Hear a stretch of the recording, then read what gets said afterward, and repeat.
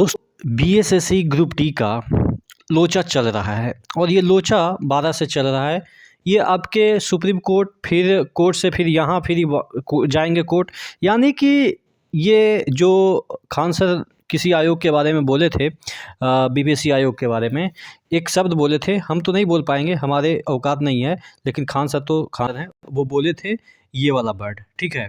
और वो सही बैठता है बिहार के जितने भी आयोग हैं उसके लिए। मैं ऐसा क्यों बोल रहा हूँ, आप देखिएगा कि ये जो नोटिस है, इस नोटिस को कोई भी अंधा भी पढ़ेगा तो कहेगा कि ये रिजल्ट है। ये टेलीग्राम पे जाके जुड़ जाएगा, टेलीग्राम पे ही मैंने शेयर कर दिया है, तो टेलीग्राम पे ये वाला पड़ा होगा। कहाँ पे है? ये वाला है, हाँ ठीक है। टेलीग्राम का लिंक मैं नीचे दे दूँगा डिस्क्रिप्शन बॉक्स में, जहाँ से आप जाके देख सकते हैं। टेलीग्राम पे ये वाला जो नोटिस है वो पड़ा हुआ है। तो एक वर्ड इन्होंने बोला था खान सर ने, काफ़ी फेमस हुआ और उसके बाद नोटिस भी भेजा गया है खान सर को, और उस पे मज़ा भी ले रहे हैं खान सर। हालांकि हम तो नहीं बोल सकते हैं, हमारी औकात नहीं है, मैं शुरुआती में बोला। लेकिन क्यों ऐसा कहा जाता है, बिहार के जितने भी जो आयोग होते हैं रिक्रूटमेंट कराने वाले, ये जो 15 तारीख को लेटर आया, इसमें एकदम से जो भी देखिए कहाँ पे डॉक्यूमेंट वेरिफिकेशन होता है। जब आप एग्ज़ाम देने के बाद अगर कोई डॉक्यूमेंट वेरिफिकेशन करा रहा है तो इसका मतलब क्या हुआ, वो रिजल्ट ही होता है। हमने तो यही सुना है और हम भी यही दे के आ रहे हैं कि हमारा रिजल्ट हुआ, सॉरी एग्ज़ाम हुआ, उसके बाद अगर डॉक्यूमेंट वेरिफिकेशन के लिए बुलाया गया है तो ऑब्वियस है कि हमारा रिजल्ट हुआ है, तभी डॉक्यूमेंट वेरिफिकेशन के लिए बुलाया गया है। नहीं तो इसके बातों में यहाँ पे जो लिखा गया है देखिएगा, आधार पर मेधा सूची तैयार की गई है। देखिएगा इसके आलोक पे मेधा सूची तैयार की गई है। तो क्या मेधा सूची तैयार करने के बाद क्या उसको समझा जाए, यानी कि रिजल्ट ही समझा जाए?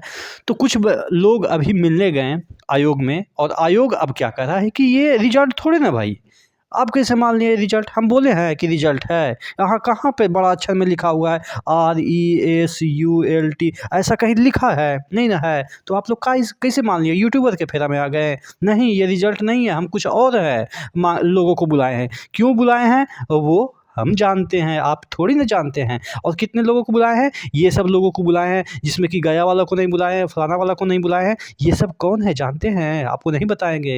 ये सब वो है जो कि हमारी गलती की वजह से एग्ज़ाम दे दिए, ये एलिजिबल नहीं है। क्या ये हो सकता है इसमें कुछ लोग जो 100 में 100 नंबर लाने वाले हैं, तो उनको पहले डॉक्यूमेंट चेक कर लेंगे कि क्या वो सही है कि नहीं है। चूँकि न्यायालय का मामला है ना, तो न्यायालय का मामला है, तो अगर फिर से गड़बड़ कर दिए, रिजल्ट जब प्रकाशित करेंगे और इन लोगों का रिजल्ट दे दिए, तो बाद में फिर से केस हो जाएगा ना, तो न्यायालय के सामने तो हम तो बुरी तरीके से फंस जाएंगे। बात समझ में आ रही है? इतना हम डायलॉग मारे, जो कहने का मतलब ये है, बिहार में पहले आप कभी सुना होगा कि 10वां पास कर गया और उसको न्यूटन बाबा कौन है उनको पता भी नहीं है, न्यूटन के ग्रेविटी थ्योरम नहीं पता है, ठीक है, 2+2 नहीं पता है, और पता चला कि बिहार में टॉप कर गए हैं। तो बिहार बोर्ड ने क्या किया भाई, ये तो देश में बेइज्जती हो जाता है। तो अब क्या हुआ कि रिजल्ट प्रकाशित होने से पहले उन टॉपरों को बुलाती है कि आइए, आप सही हैं कि नहीं हैं। उसमें पता चलता है कि हाँ वो सही है, तभी उनका रिजल्ट प्रकाशित होता है उन टॉपरों का। तो ऐसा क्यों करना पड़ा? चूँकि आपने एग्ज़ाम में ही अच्छे तरीके से एग्ज़ाम ही नहीं लिया, यानी कि गड़बड़ तरीके से एग्ज़ाम लिया होगा और उसमें कुछ ऐसे फँस गए होंगे। मैं ये नहीं कह रहा हूँ कि इसमें क्या चीज़ें चल रही है, लेकिन बात मेरी समझिएगा। जो 10th में बिहार बोर्ड में चलता है, 10th या 12th में चलता है कि पहले तो एग्ज़ाम वो कंडक्ट नहीं कराते हैं, और जो बच्चे टॉप कर जाते हैं अपनी मेरिट से करते हैं, ठीक है, बहुत सारे अपनी मेरिट से भी करते हैं, तो उनको दोबारा इंटरव्यू लिया जाता है, तब जाके आपका रिजल्ट प्रकाशित होता है। तो क्या ऐसा कभी सीबीएसई में सुने हैं कि जो टॉप करते हो पहले इंटरव्यू के लिए बुलाया जाता है, खोपचे में ले जाओ उनको कि आप सही में तो टॉप नहीं किए हैं कि गलत तरीके से टॉप किए हैं? भाई कोई टॉप कर रहा है, हम दोबारा तुम्हारे पास क्यों इंटरव्यू देने जाएँ? क्या हम इंटरव्यू देंगे और अगर हम ओरिजिनल निकलेंगे तो उसका रिवार्ड दोगे हमको? 10 लाख का पेनल्टी दो, हम क्यों? बाकी बच्चे इंटरव्यू नहीं दे रहे हैं, 10 लाख अगर एग्ज़ाम दे रहे हैं 10th का या 12th का, तो उसको इंटरव्यू नहीं ले रहे हो, हमको स्पेशल क्यों इंटरव्यू ले रहे हो? हम क्यों जाएँ?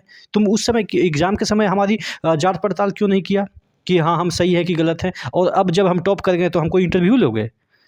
तो ये तो बिहार बोर्ड की गलती है, और हम क्या बता सकते हैं, ये बिहार में कुछ भी चल सकता है। तो ये अब क्या बोला जा रहा है, हालाँकि हमें जो अभ्यर्थियों ने बताया है कि ये वो नहीं है जिनका कि रिजल्ट हुआ है, ये वो है जिन पे कि समझ गए होंगे। ठीक है, हम ओपनली नहीं बता सकते हैं, चूँकि हो सकता है कि मैं भी इस बात में गलत हूँ, चूँकि जब आपके आयोग इतने रंग बदल सकते हैं, तो इस दुनिया में कितने रंग हैं वो आपको भी पता है। तो आशा करते हैं ये रिजल्ट ना हो, लेकिन जो खेल बिहार के जितने भी आयोग करते हैं ना, बच्चे एग्ज़ाम दो न्यायालय जाओ, एग्ज़ाम दो लाठी खाने जाओ, एग्ज़ाम दो ये करने जाओ, एग्ज़ाम दो हड़ताल प्रदर्शन करो। अभी प्रशांत किशोर इसीलिए ना मारपीट खा रहे थे, और अभी बीपीएससी वाले बच्चे के साथ ऐसा हुआ है। कुछ दिन पहले बिहार पुलिस वाले बच्चे का एनसीएल का मामला अटका हुआ था। कुछ दिन पहले 2 साल पहले हम लोग एनसीएल के मामला में अटके पड़े थे। अभी कुछ दिन पहले जो शिक्षक वाले थे वो डंडा खा रहे थे 1-2 साल पहले। यानी कि भाई यहाँ पे कुछ भी अगर सही हो जाए तो वो मतलब कि तकदीर की बात है। गलती से सही हो जाना बिहार में अच्छी बात है, लेकिन जानबूझ के सही हो जाना ये तो किस्मत का ही खेल है। तो आशा करते हैं ये तो रिजल्ट अब जैसा कि बोला जा रहा है, हालाँकि फर्स्ट इंस्टांस में तो यही लगता है कि ये तो रिजल्ट है, चूँकि ये खुद लिख रहे हैं फिर बाद में मुकर रहे हैं, तो इनकी क्या बात है। हमारे आयोग के निराले बाबा जैसे रंग है।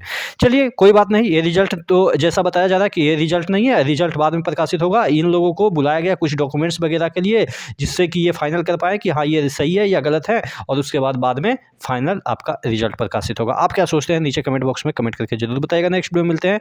चैनल को सब्सक्राइब ज़रूर कर लीजिएगा।